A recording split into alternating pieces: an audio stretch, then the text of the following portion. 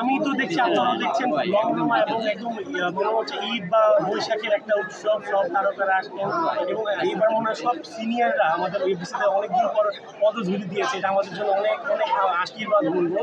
আর অনেকেই বলছিল তারকা মানে ছাড়া একটা তারকা ছাড়া যদি আমাদের ইলেকশন হতো, এত বড় বড় আর্টিস্ট সোহেল রানা, আলম গীর স্যার, উজ্জ্বল স্যার থেকে শুরু করে আমি নাম বলে শেষ করতে পারবো না, সব সিনিয়ররা এসে আমাদের পদধূলি দিচ্ছে, ভোট দিচ্ছে, উৎসবমুখর পরিবেশে সবাই আনন্দ ফুর্তি করছে। এটা আমাদের জন্য অনেক বড় পাওয়া। আশা করছি ভোট গণনাটাও তারা খুব সুন্দর করে একদম সুষ্ঠুভাবে, শৃঙ্খলভাবে এবং একদম যেটাকে বলে কি বলে এটাকে মানে উইদাউট এনি হ্যাসেল তারা সুন্দর একটা ভোট গণনা করে একটা রেজাল্ট দিবে। এবং যেই রেজাল্টটি আসুক আমরা দুই পক্ষের এক পক্ষ মেনে নিব এবং দুই পক্ষের একসাথে হয়ে এক হাত ধরে আমরা যেন 2টা বছর কাজ করতে পারি, এটাই আমার প্রত্যাশা।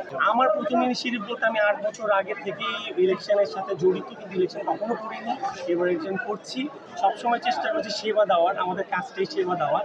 আমি একটা জিনিস চাইবো, আমাদের উপরে যারা থাকবে, আমি তো ইসিতে আছি, উপরে যারা থাকবে তারা যেইভাবে পথ নির্দেশনা দিবে আমরা জান প্রাণ দিয়ে এটাকে সাকসেস করার চেষ্টা করবো। বাট একটা জিনিস আমি নিজের থেকে চাইবো, আমি যেহেতু আছি, আমার একজন আর্টিস্ট, আমার ভাই বা আমার বোন, আমি যদি ভালো থাকি আমার সেই ভাই বোনটা যেন আমার মতো করে ভালো থাকে, সুস্থ মানে খুব স্বাচ্ছন্দ্য থাকে, সবসময় হাসি মুখে থাকে, এই চেষ্টা করে যাবো।